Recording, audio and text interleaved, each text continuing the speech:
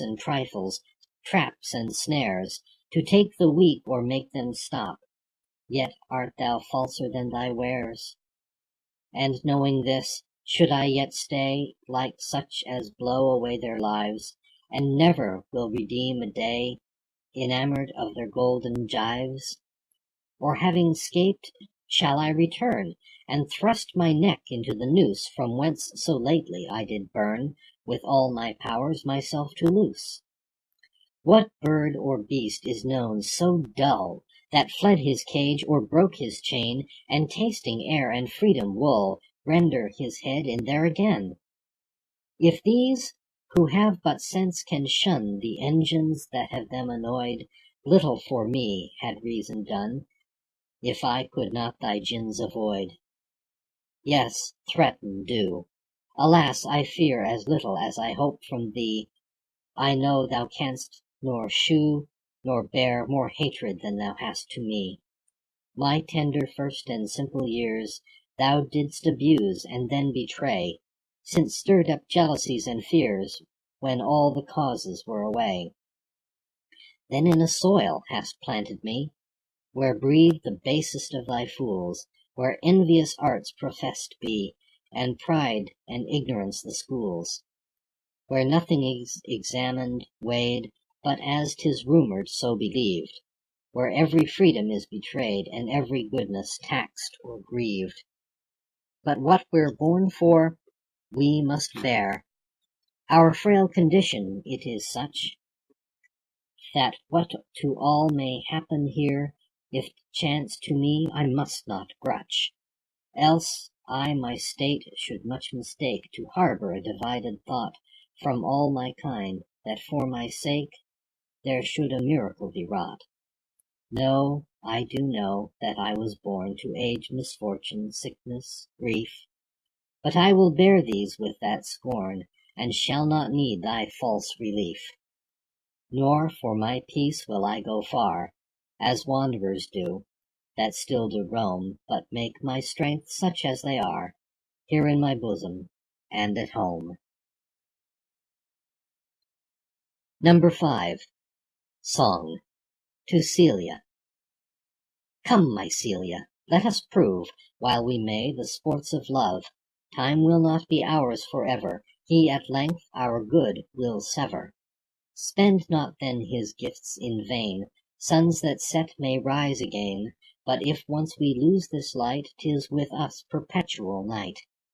Why should we defer our joys? Fame and rumour are but toys. Cannot we delude the eyes of a few poor household spies, or his easier ears beguile, so removed by our wile? 'Tis no sin love's fruit to steal, but the sweet theft to reveal, to be taken, to be seen, these have crimes accounted been. Number 6. To the same. Kiss me, sweet, the wary lover can your favours keep and cover, when the common courting jay all your bounties will betray.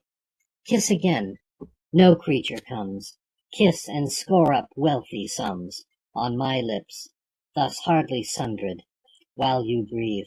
First give 100, then 1,000, then another 100, then unto the other add 1,000, and so more, till you equal with the store all the grass that Rumney yields, or the sand in Chelsea fields, or the drops in silver Thames, or the stars that gild his streams in the silent summer nights, when youths ply their stolen delights, that the curious may not know how to tell 'em as they flow, and the envious, when they find what their number is, be pined.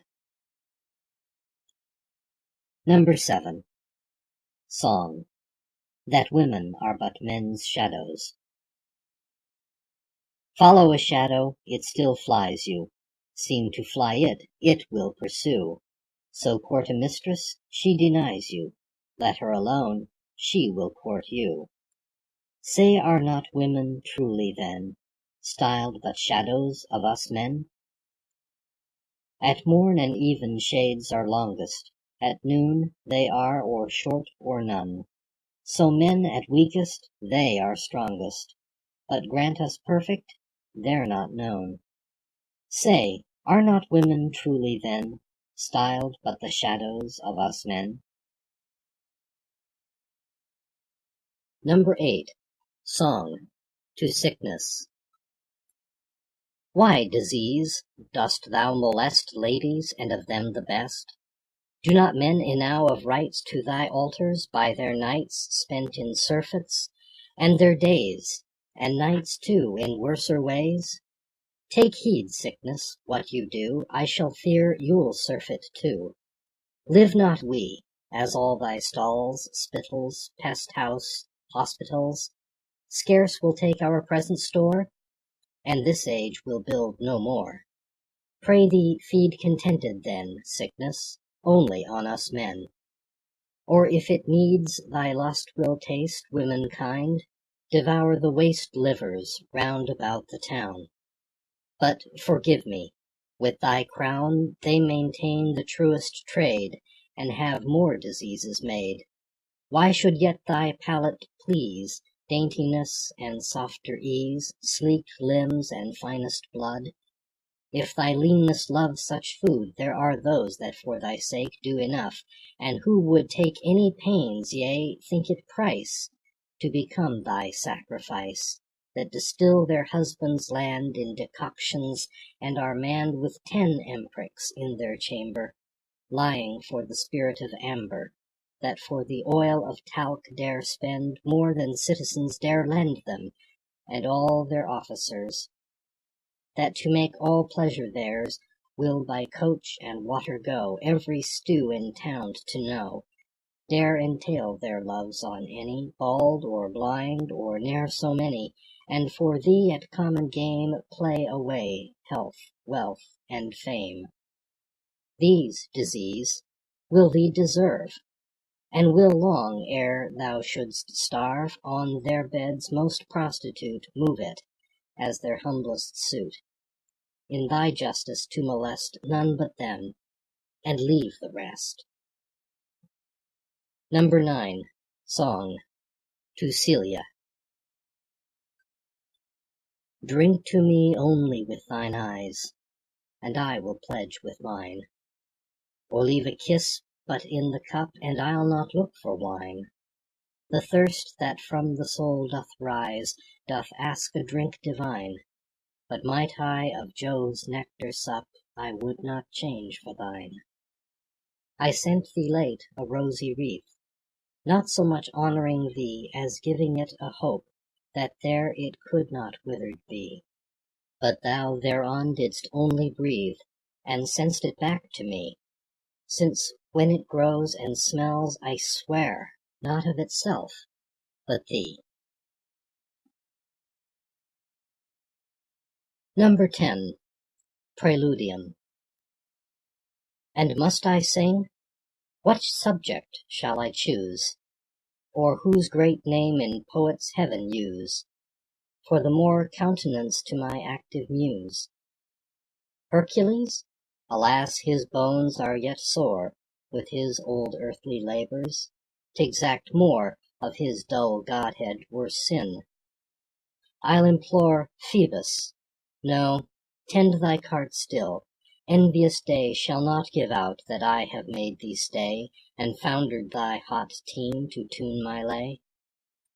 Nor will I beg of thee, Lord of the vine, to raise my spirits with thy conjuring wine, in the green circle of thy ivy twine. Pallas, nor thee I call on, mankind maid, that at thy birth mad'st the poor smith afraid, who with his axe thy father's midwife played. Go cramp dull Mars, light Venus when he snorts, or with thy tribade trine invent new sports. Thou nor thy looseness with my making sorts. Let the old boy, your son, ply his old task, turn the stale prologue to some painted mask. His absence in my verse is all I ask. Hermes, the cheater, shall not mix with us, though he would steal his sister's Pegasus. and rifle him or pawn his Pegasus. The Phoenix Analyzed. Now, after all, let no man receive it for a fable, if a bird so amiable do turn into a woman. Or by our turtle's augur, that nature's fairest creature prove of his mistress' feature but a bare type and figure. Nor all the ladies of the Thespian lake, though they were crushed into one form, could make a beauty of that merit that should take. Ode, Enthusiastique. Splendor, O more than mortal, for other forms come short all, of her illustrious brightness as far as sins from lightness. Her wit as quick and spriteful as fire, and more delightful than stolen sports of lovers, when night their meeting covers. Judgment, adorned with learning, doth shine in her discerning clear as a naked vestal closed in an orb of crystal. Her breath for sweet exceeding the phoenix place of breeding, but mixed with sound transcending all nature of commending. Alas, then whither wade I in thought to praise this lady, when seeking in her renowning myself am so near drowning? Retire, and say her graces are deeper than their faces, yet she's not nice to show them, nor takes she pride to know them. My muse, up by commission, no, I bring my own true fire. Now my thought takes wing, and now an epode to deep ears I sing. Number 11. Epode. Not to know vice at all, and keep true state, is virtue and not fate. Next to that virtue is to know vice well, and her black spite expel, which to effect, since no breast is so sure or safe, but she'll procure some way of entrance, we must plant a guard of thoughts to watch and ward at the eye and ear the ports unto the mind, that no strange or unkind object arrive there, but the heart, our spy, give knowledge instantly, to wakeful reason, our affections' king, who, in the examining, will quickly taste the treason, and commit the close cause of it. 'Tis the securest policy we have, to make our sense our slave. But this true course is not embraced by many, scarce by any.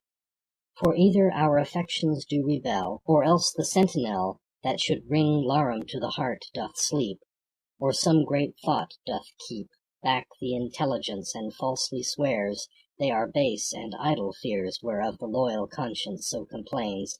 Thus by these subtle trains do several passions invade the mind, and strike our reason blind, of which usurping rank some have thought love the first, as prone to move most frequent tumults, horrors, and unrests in our inflamed breasts. But this doth from the cloud of error grow, which thus we overblow. The thing they here call love is blind desire, armed with bow, shafts, and fire. Inconstant like the sea of whence 'tis born, rough swelling like a storm, with who sails rides on the surge of fear, and boils as if he were in a continual tempest. Now true love no such effects doth prove. That is an essence far more gentle, fine, pure,